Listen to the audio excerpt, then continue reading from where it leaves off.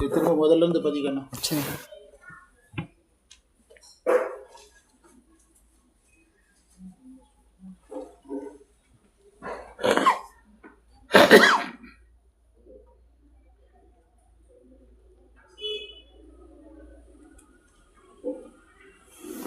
சிவா திருச்சிற்றம்பலம் தில்லையம்பலம் தென்னாருடைய சிவனே போற்றி எந்நாட்டவருக்கு இறைவா போற்றி மாணிக்கவாசகர் திருவடிகள் போற்றி திருவாசகம் போற்றி. ஒற்ற ஐமுகங்களால் பணித்தருளியும் இறைவன் ஆகமும் சொன்னதெல்லாம் நம்ம படிச்சிட்டோம். அதில் ஒரு செய்தி இருக்குது. சதாசிவ ரூபம் அப்படிங்கிறது ஒரு நூல்.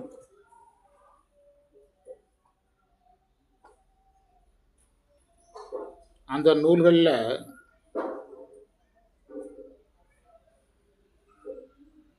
கற்புருடம் கிழக்கு நோக்கிய முகம்,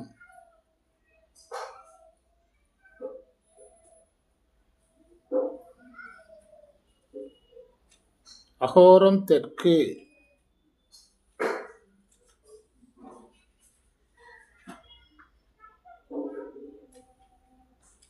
சத்யோசாதம் வடக்கு,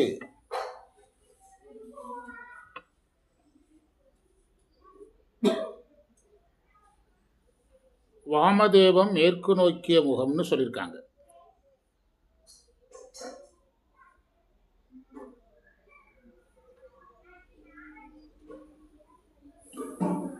ஈசான முகம் 4 திசைகளையும் நோக்கியதுன்னு சொல்லியிருக்காங்க.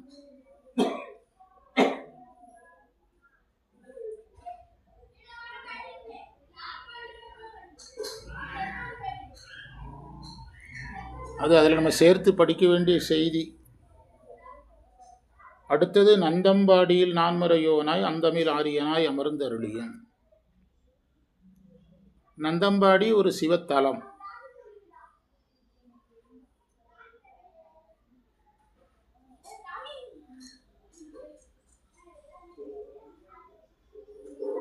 நான்மறை என்பதற்கு, நான்மறையோன் என்பதற்கு 4 வேதங்களை உணர்ந்தோன்னு உரை சொல்லுவாங்க. நாம் உரைத்தோன்னு சொல்லணும்.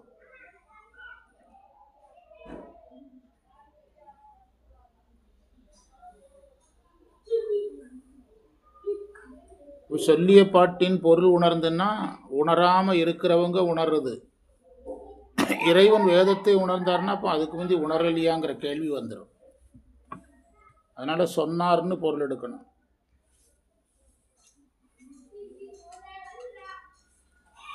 அந்தமில் ஆரியன், அந்தமில்னா முடியாத, ஈரில்லாத.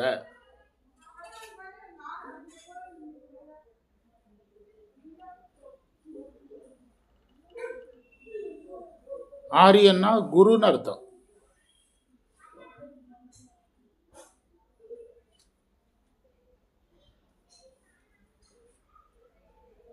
ஆகமம் சொல்லும் போதும் இறைவன் குரு தான். வேதம் சொல்லும் போதும் இறைவன் குரு தான்.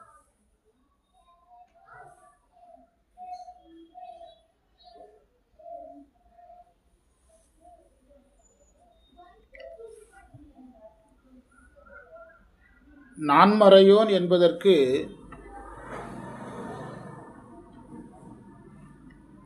நான்கு மறை பொருளானவன் அப்படின்னு விளக்கம் கொடுத்திருக்காங்க.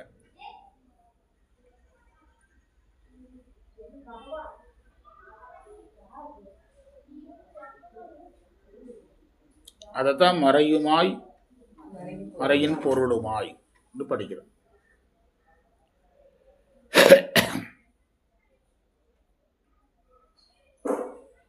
ஆரியன் ஆசிரியன் மேலானவன்.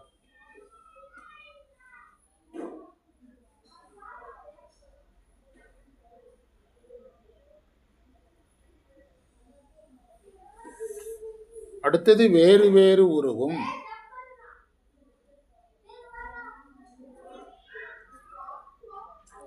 வேறு வேறுனா வெவ்வேறுன்னு அர்த்தம்.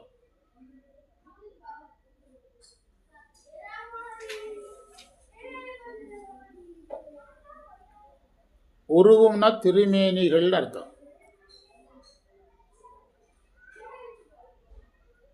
நடராஜர், தட்சிணாமூர்த்தி,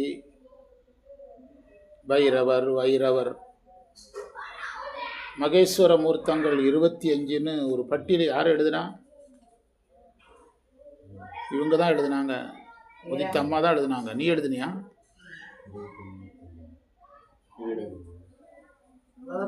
மகேஸ்வர மூர்த்தங்கள் முதல்ல கொடுத்துருக்குறோம். அதை டைப் பண்ணி முக்கண்ண பொருளை போடணும். அதுக்காக கொடுத்தோம். அந்த மகேஸ்வர மூர்த்தங்களை தான் வேறு வேறு உருவங்கள்ங்கிறார். ஆன்மாக்களின் பக்குவத்திற்கு ஏற்ப இறைவன் உருவம் கொள்கிறான்.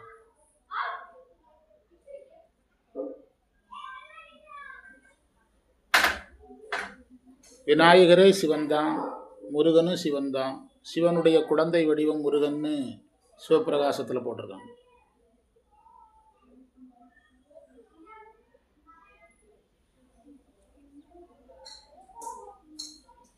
அந்த உயிரினுடைய பக்குவத்துக்கு ஏற்றபடி இறைவன் உருவம் கொள்ளுகிறார்.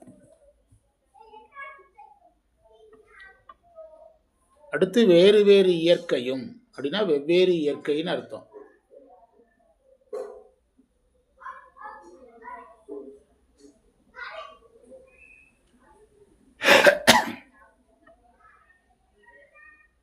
அந்த வேறு வேறு உருவம்ங்கிறது இறைவனுடைய பொதுநிலை.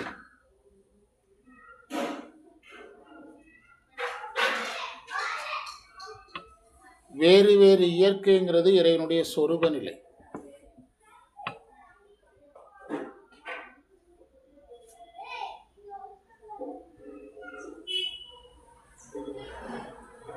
ஆனந்தராசன் ஐயாவுடைய சித்தாந்த விளக்கத்தில் 76வது வினாவிலிருந்து இந்த தடவை சசிரேகா நடத்தினாங்கல்ல, அதில் இயற்கை செயற்கை வருதில்ல. தாராபுரத்தில் நடத்தினாங்க, அதில் இயற்கை செயற்கை வருது. இறைவன் உருவம் எல்லாம் செயற்கை தான்.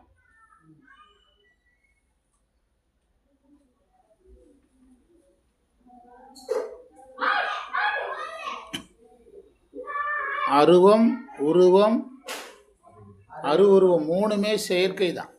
பேசுனாங்கல்ல, மூணுமே வடிவங்கள்னாலே செயற்கை தான்.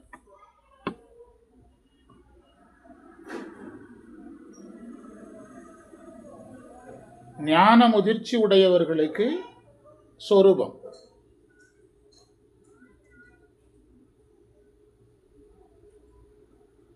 அதைத்தான் அருவும் உருவும் அறிஞர்கறிவாம் உருவும் உடையான் உடன் அப்படின்னாரு உமாவதி சிவன்.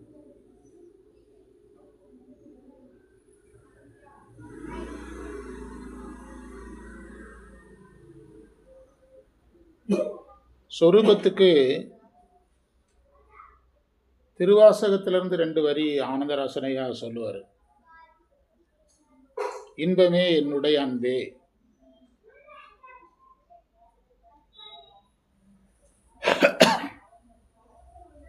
இன்பம் அன்புலாம் சிவனுடைய குணங்கள், அதுதான் அவனுடைய சொரூபம்.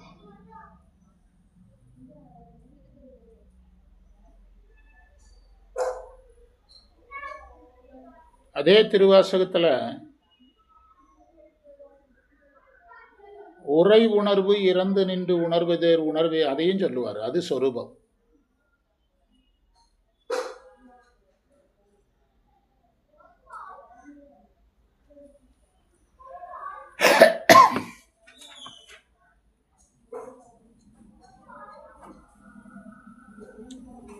அதைத்தான் அவர் வேறு வேறு உருவும் வேறு வேறு இயற்கையும் 100 100,000 இயல்பினதாகி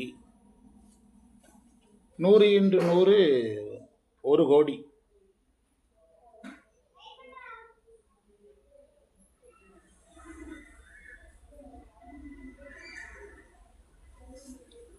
அவனுடைய சொரூபமும் எண்ணிலடங்காதது, அவனுடைய உருவமும் எண்ணிலடங்காததுன்னு அர்த்தம்.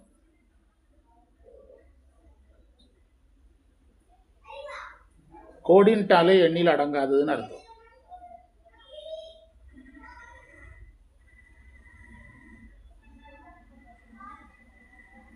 25 மூர்த்தங்கள்னா இறைவன் பன்றியாக வந்தது உருவத்தில் தானே வர்றாரு. அந்த 25ல் அது இருக்குதா? தாயுமானவராக வர்றாரு, அது இந்த 25ல் இருக்குதா? அப்படின்னா அது காலத்துக்கு ஏற்றபடி என்ன செய்துக்கிட்டே இருக்கும், சூழலுக்கு ஏற்ற. அவர் சுந்தரருக்காக வந்தது இருக்குதா? அதையெல்லாம் ஆனந்தரசனையே எழுதுகிறார். நாயன்மார்களுக்காக வந்தது 80வது வினாவில் எழுதுகிறார். அதனால் 100 100 1000 இயல்புனா அவனுடைய பொது நிலையும் சரி உண்மை நிலையும் சரி வரையறை அற்றது.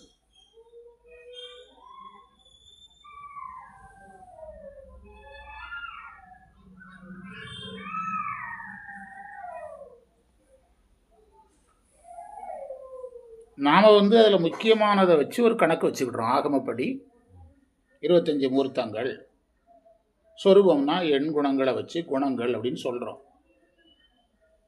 குணங்கள் எண்ணில்லாதவின்னு இவரே தானே சொல்கிறாரு. எண்ணில் பல்குணம் எழில் பெற விளங்கிய குணமே எண்ணல்லங்கிறாரு. அப்போவே முடிஞ்சது 100 100 1000.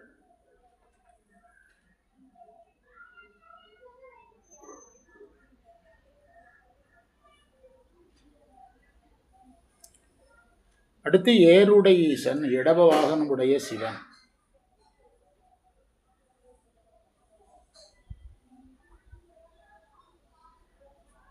புவனி உலகம், உலகத்தில் உள்ள உயிர்கள்.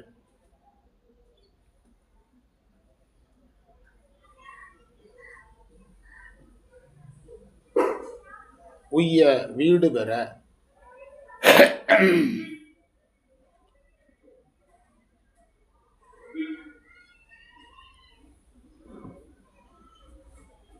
உய்யங்கிறதுக்கு மேல்நிலை அடையன்னு அர்த்தம். சைவத்தில் மேல்நிலைங்கிறது வீடு பேரு தான். கூருடை மங்கையும் தானும் வந்து அருளி, தன் ஒரு பாகமாகிய அம்மையும் அவரும் வந்து அப்படின்னு சொல்லும்போது உமாமகேஸ்வரராக வந்தார தவிர அர்த்தநாரியாக வந்துன்னு பொருள் எடுக்கக்கூடாது.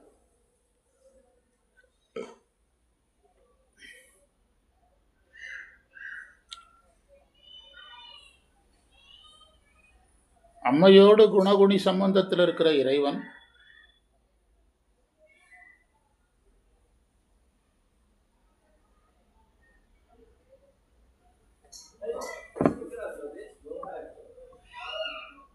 அம்மையோடு தாதான்மிய சம்பந்தத்தில் இருக்கிற இறைவன்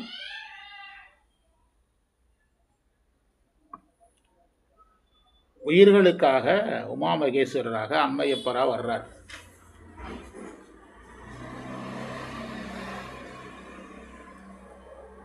சிவனுடைய கருணை உருவம் பெறுது.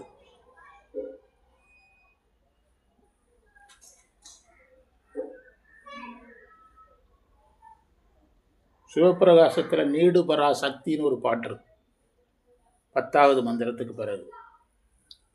அதில் இந்த செய்தியெல்லாம் இருக்கு. நீடு பராசக்தின்னு தொடங்க ஒரு மந்திரம். அதில் அம்மையை பற்றிய செய்தியெல்லாம் அங்கே போனால் படிக்கலாம். கூருடை மங்கையும் தானும் வந்தருளி, இறைவன் அம்மையப்பராக வந்து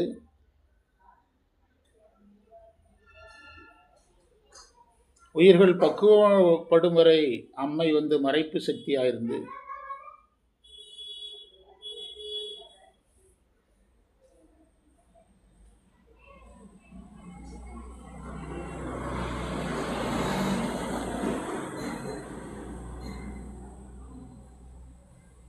அம்மை மறைப்பு சக்தியாக இருந்தால் தான் மூலு மலங்களை இயக்க முடியும்.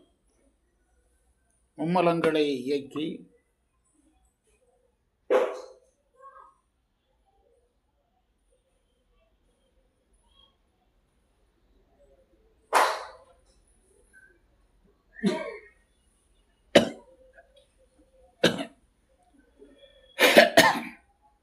அந்த உயிர்களை பிறப்புக்கு உட்படுத்தி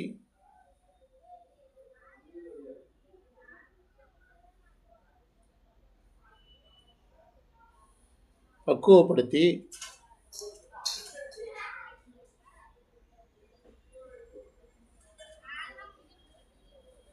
அறம்பாவங்களை செய்ய வைத்து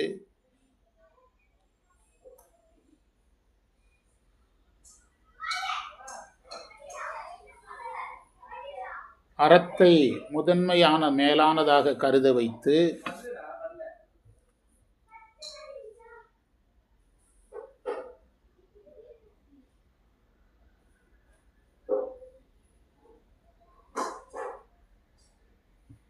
சிவபக்தியை கொடுத்து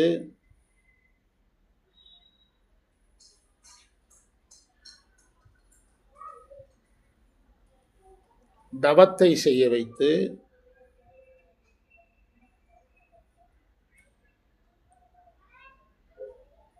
தவத்தை செய்ய வச்சுன்னு அர்த்தம், சரியான யோகங்களை செய்ய வைத்து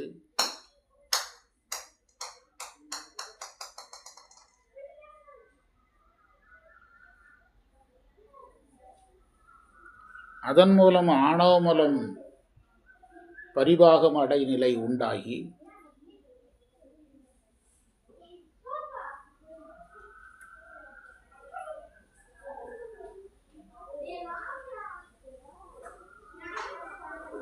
உயிர்களுக்கு இருவினை ஒப்பும் அலபரிபாகம் சத்தினிபாதம் வரச் செய்து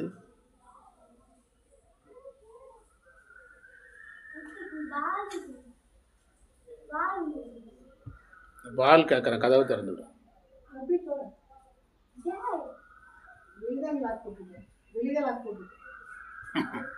சத்தினிபாதம் வரச் செய்து அதுக்கு பிறகுதான் அந்த மறைப்பு அருளா மாறுது.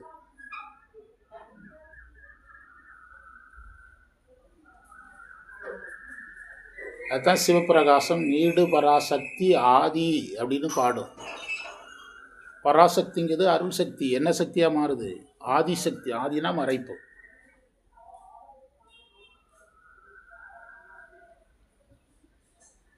அதுக்கு பிறகுதான் மறைப்பு சக்தி அருள் சக்தியாக செயல்படும்.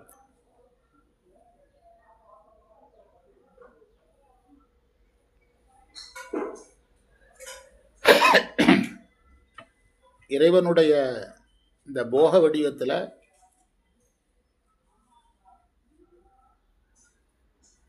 உயிர்கள் உலகத்தை நுகருது, வினையை நுகருது.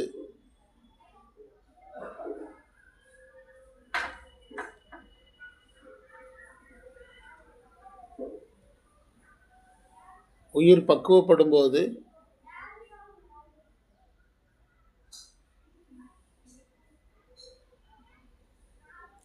அதாவது திருவருட்பயன் மந்திரம், வாசி அருளி எவ்வை வாழ்விக்கும் மற்ற அதுவே ஆசில் உருவமாம் ஆங்கு, அந்த மந்திரம்.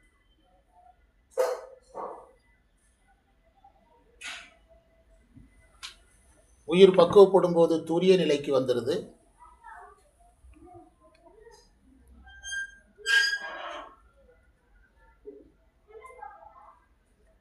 பிறகு அந்த உயிர் சிவனை அடையும் போது, அம்மை அருளால் சிவனை அடையும் போது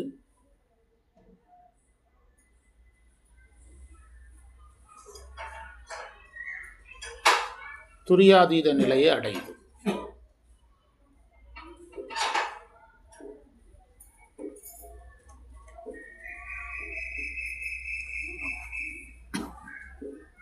சிவார்ப்பணம். குருவே போற்றி. சிவார்ப்பணம். சிவஞான போதம் 8ஆம் நூற்பாவில்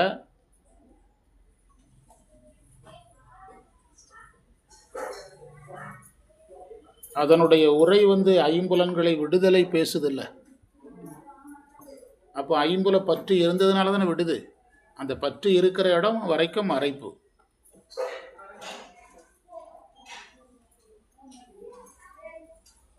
அந்த பற்று விடுற இடம் தான் அருள்.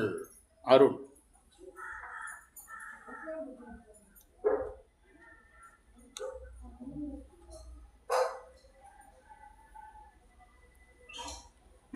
அப்புறம் 9ஆம் நூற்பாவில் அந்த அருளை நினைந்துதான் சிவோகம் பாவனை.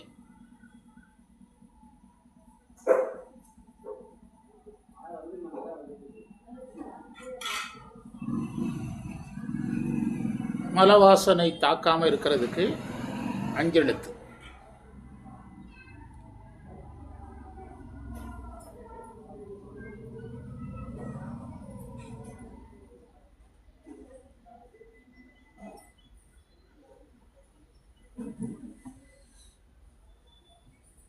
அந்த 9ஆம் நூற்பாவில் குரு வர்றதுக்கு முந்தி உள்ளதெல்லாம் மறைப்பு, குரு வந்த பிறகு உள்ளது எல்லாம் அம்மை அருளா மாறுறது.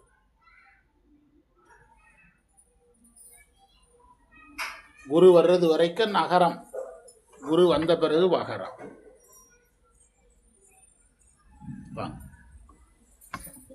சிவார்ப்பணம்.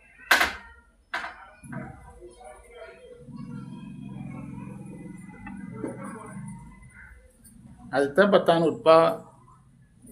அவனே தானே நெறி ஏகனாகி இறைவனி, 11 அயரான்பின் அரண்களல், பிறகு செம்மலர் நோந்தாள், எல்லாமே அருள் சார்ந்தது.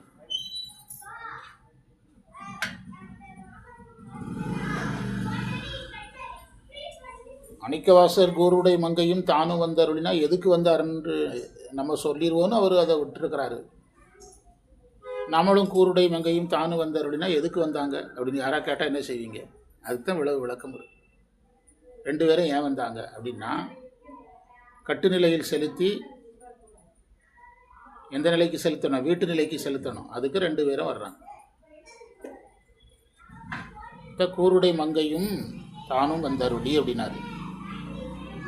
அம்மையை முதல்ல சொன்னது ஏன்னா, அம்மை தான் அதை மறைப்பு சக்தியாக நிற்கணும். தானும் வந்தருளி, மங்கையும் வந்தருளி, தானும் வந்தருளின்னு பொருள் எடுக்கணும். அவர் கதை சொல்கிறார். குதிரையை கொண்டு குடநாடு அதன் விசை சதுர்பட சாத்தாய் தான் எழுந்தருளி. அந்த வரியை சொன்னால் அந்த பகுதி முடிச்சிடலாம். குதிரையை கொண்டு குடநாடு, குடநாடுன்னா மேற்கு நாடுன்னு அர்த்தம்.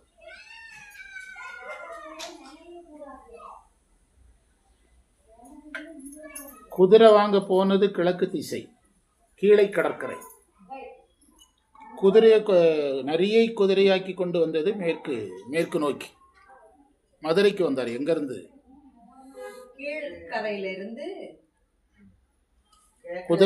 குதிரையை கொண்டு வந்தது இறைவன் தானே கொண்டு வர்றாரு. இறைவன் கொண்டு வரும்போது எங்கு வந்ததா சொல்றாரு? மாணிக்க வாசகர் குதிரை வாங்க போனது கீழே கடற்கரை. நரியை குதிரையாக்கி கொண்டு இறைவன் வந்தது மேற்கு நோக்கி. மதுரைக்கு தானே வரணும். குதிரைகளை செலுத்தி கொண்டு சென்று கொண்டு மேல் நாட்டின் மீது, மேற்கு நாடுன்னு அர்த்தம்.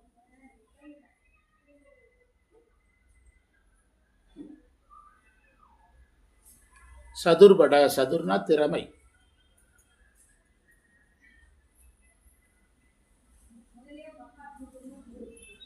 சாத்து அப்படின்னா வாணிகர் குழுன்னு அர்த்தம்.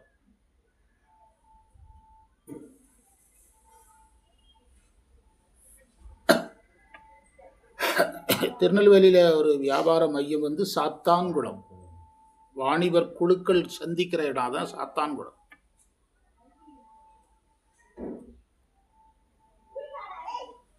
சாத்துனா வாணிகர் குழு. சிலப்பதிகாரம், மணிமேகலையிலலாம் அந்த வார்த்தை இருக்கு. அவங்க கூட இவரும் சேர்ந்து புறப்பட்டு வந்தார். எதாக்கி கொண்டு? குதிரையாக்கி கொண்டு. சீத்தலை சாத்தானார். அதில் அந்த பொருள் தான். பெரும்பானாட்டு படையில் இருக்குன்னு போட்டிருக்காரு உரையாசிரியர். பெரும்பானாட்டு படையில் இந்த வார்த்தை இருக்குன்னு போட்டிருக்காரு பாருங்க. அதில் சொல்லியிருக்கிறார், மதுரை திருப்பெருந்துறைக்கு நேர் மேற்கே இருக்குது, அதனால குடநாடுன்னு போட்டிருக்காரு. நம்ம பார்க்காம சொன்னோம், உரையில் அதுதான் இருக்குது. மதுரை திருப்பெருந்துறைக்கு நேர் மேற்க இருக்கு, அதனால குடநாடு. திருப்பெருந்துறையிலிருந்து மதுரைக்கு வந்ததை இதில் சொல்லியிருக்காங்க போட்டிருக்கிறாங்க, உரையாசிரியர் போட்டிருக்காங்க.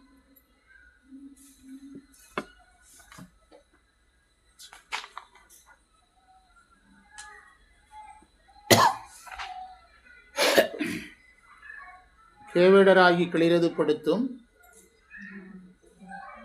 மாவேட்டாகிய ஆகமம் வாங்கியும் மற்றவை தன்மை மகேந்திரத்திலிருந்து உற்றை முகங்கால் பணித்தெருளிங்கிறதெல்லாம் பழைய பாடம், அப்படிதானே? புதுப்பாடம் இதுதான். இறைவன் வேறு வேறு உருவத்திலையும் வேறு வேறு இயற்கையிலையும் இருக்கிறார். இப்போ தான் ஆனந்தராசனையா புக்கு பற்றி பேசிகிட்டு இருந்தோம். இயற்கை செயற்கைன்னு வருது இல்லை, வடிவங்கள் எல்லாம் செயற்கை. அவருடைய இப்போ நம்ம வழிபாடு வந்து நீங்கள் ஞான நூல் படிக்காமல் சைவத்தில் இருந்தீங்கன்னா நம்ம வழிபாடு முழுவதும் செயற்கை தான். இறைவனை நீங்கள் உருவத்தில் பார்த்தாலும் செயற்கை தான், உருவத்தில் பார்த்தாலும் செயற்கை தான், அருவத்தில் பார்த்தாலும் செயற்கை தான். அருவங்கடந்த ஞான சொரூபமாக பார்க்கறதுக்கு தான் இவ்வளோ கஷ்டப்படும். நீங்கள் எவ்வளோ பெரிய சரியைவாதியாக இருந்தாலும் சரி, நீங்கள் எவ்வளோ பெரிய கிரியைவாதியாக இருந்தாலும் சரி, நீங்கள் எது யோகியும் அருவத்தை தான் வழிபாடு செய்கிறான். எவ்வளோ பெரிய யோகியாக இருந்தாலும் சரி, ஞான நூல் உங்களுக்கு நீங்கள் உணர்ந்து இறைவனுடைய வடிவம் ஞானம்னு தெரியாத வரைக்கும் நம்ம வழிபாடு முழுவதும் செயற்கை. அதான் வேறு வேறு உருவம்னாரு, அது செயற்கை. வேறு வேறு இயற்கைனார், அது சொரூபம். எவ்வளோ அழகாக சொல்லியிருக்கிறார்.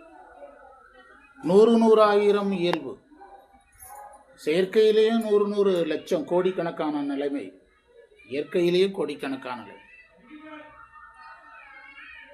இறைவனை இப்படி உணரணும். 1008 சிவலிங்கம் இருக்குது, 1,00,000 சிவலிங்கம் இருக்குது அப்படின்னு சிவலிங்கத்தை வைக்கிறது பெருசு இல்லை. வச்சு அதற்கான சடங்குகளெல்லாம் செய்யணும். அப்படி வச்சிட்டதுனால நம்மெல்லாம் போய் பார்த்துட்டதுனால என்ன பெருமை வரப்போகுது? சிவலிங்கம் 1008 இருந்தாலும் ஒன்று தான், ஒன்றுமே இல்லைனாலும் ஒன்று தான். அந்த சிவலிங்களை வைக்கிற இடங்களில் பார்த்தீங்கன்னா இது எல்லாமே நடக்கிற மாதிரி தெரியல. 1008 சிவலிங்கம், 108 சிவலிங்கம், 1,00,000 சிவலிங்கம் இருக்குது, அவ்வளோதான். ஆமாம், ஒரு சிவலிங்கத்துக்கு நடக்க வேண்டிய எல்லாமே நடக்குதான்னு நினைச்ச முடியாது. அதனால தான் அதையெல்லாம் செயற்கைனார். ஏன் அப்போ இறைவனே ஒரு சிவலிங்கமாக இருக்கும்போதே காசி விஸ்வநாதர் எவ்வளோ இருக்கிறாரோ இருக்கிறதே தெரில.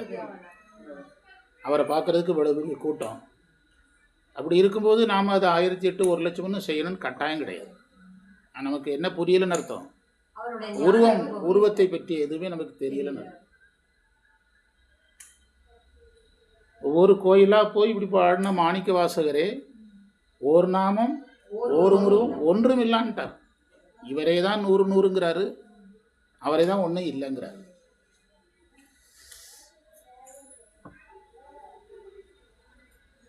இடபவாகனன் இந்த புவனியை உய்யன்னா புவனியில் இருக்கிற உயிர்கள் உய்ய, அந்த உய்யன்னு சொன்னதுனால தான் அடுத்து உடனடியாக சொன்னார் அம்மையப்பரா வந்தார்.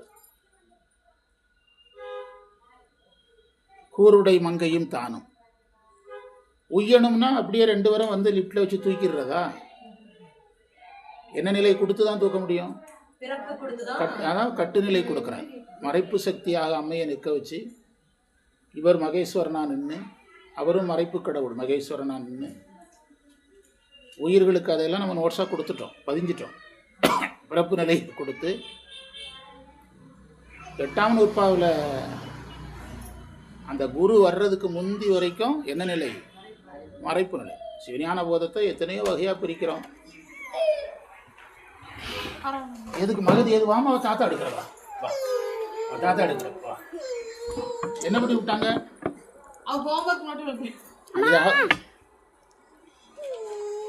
நோட்டு வேணுமா உனக்கு? நோட்டு தரட்டா? நோட்டு எடுத்தாரு வாரு. பாடுறோம், அதில் எவ்வளவு அர்த்தம் இருக்குது. சிவஞான போதத்தை நம்ம தத்துவ அடிப்படையில் எத்தனையோ பிரிவாக பிரிக்கிறோம். ஒரு பாமர சைவனா நம்ம இப்படி பிரிச்சுக்கலாம். எப்படி?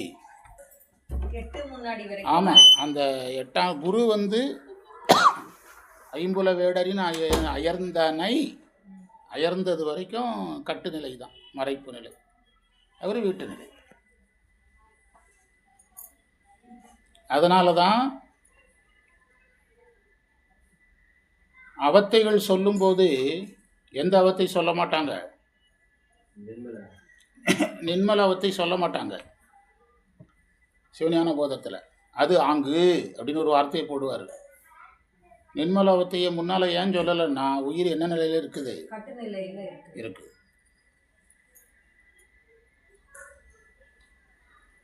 கூருடை மங்கையும் தானும் வந்து 2 பேரும் வந்து இந்த வந்து அழகான வார்த்தை. அருவரத்தொருவன் அவனியில் வந்து குருவரனாகி. பார்த்தீங்களா, 8ஆம் வகுப்பு அப்படியே வந்தாச்சு.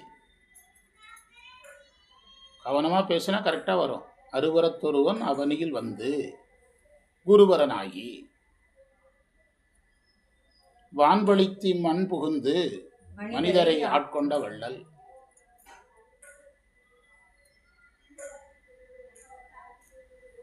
அந்தரத்தே நின்று இங்கு இழிந்து, அந்த வார்த்தையை பாருங்க. அந்தரத்தே நின்று இங்கு இழிந்து அடியவர் ஆசை அறுப்பான்னு சொல்லும் போதே கட்டுநிலை தான். ஆசை கட்டுநிலை, அறுப்பான் வீட்டுநிலை.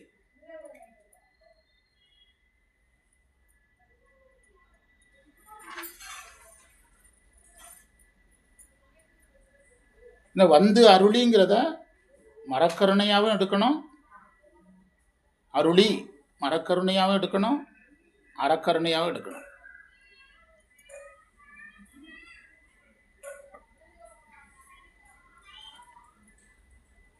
பிறகு இறைவன் மாணிக்க வாசகருக்காக குதிரை கொண்டு வந்த கதையை 2வது சொல்றார். அதையும் அவ்வளோ அழகாக கவனமாக சொல்றார் பாருங்க. சதுர்பட சாத்தாய் 2 பேரும் வரல, அவர் மட்டும்தான் வந்தார். அதனால என்ன சொன்னார்? தான் எழுந்தருளினார். எவ்வளோ அழகான தமிழ் பாருங்க. 2 பேரும் வந்தாங்கன்னாரு, குதிரை கொண்டு வந்தது ஒருத்தர் தான். அதனால என்ன சொன்னார்? தான் எழுந்து. எவ்வளோ அழகான தமிழ் பாருங்க. இலக்கண விதிகளையெல்லாம் எவ்வளோ அழகாக கடைபிடிக்கிறார். அடுத்த பாடத்தில் கொஞ்சம் பார்க்கலாம். இதை அவங்களுக்கு அனுப்பிடு, பிறகு போட்டுக்கலாம், வாங்கி வச்சுடுங்க.